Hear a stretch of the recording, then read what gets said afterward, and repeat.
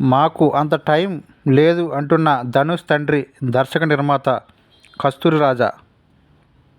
వివరాల్లోకి వెళితే, నయనతార సినీ వ్యక్తిగత జీవితంపై రూపొందించిన 'Nayanthara beyond the fairy tale' documentary వివాదంలో ఇరుక్కున్న సంగతి తెలిసిందే.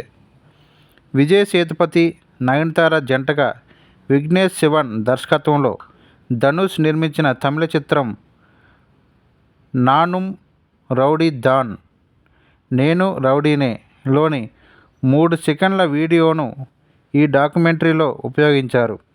అయితే తన అనుమతి లేకుండా ఇలా చేయడం తగదంటూ ధనుష్ 10 కోట్ల నష్టం పరిహారం కోరుతూ లీగల్ నోటీసు పంపించిన విషయం తెలిసిందే. ఈ నేపథ్యంలో నయనతార సోషల్ మీడియా ద్వారా ఘాటుగా స్పందించారు. తాజాగా ధనుష్ తండ్రి దర్శక నిర్మాత కస్తూరిరాజాను ఈ విషయమై మీ అభిప్రాయం ఏంటి అని ఓ విలేకరి ప్రశ్నించగా, నయనతార వ్యవహారం గురించి నాకు కాస్త ఆలస్యంగా తెలిసింది. మేము ఎప్పుడూ ముందుకు పరిగెడుతుంటాం. తరుముకు వచ్చే వారి గురించి కానీ, వెనక మాట్లాడే వారి గురించి కానీ పట్టించుకునేంత టైము మాకు లేదు.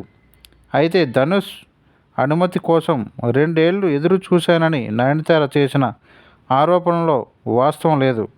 మా దృష్టంతా మేము చేసే పని మీద ఉంటుంది.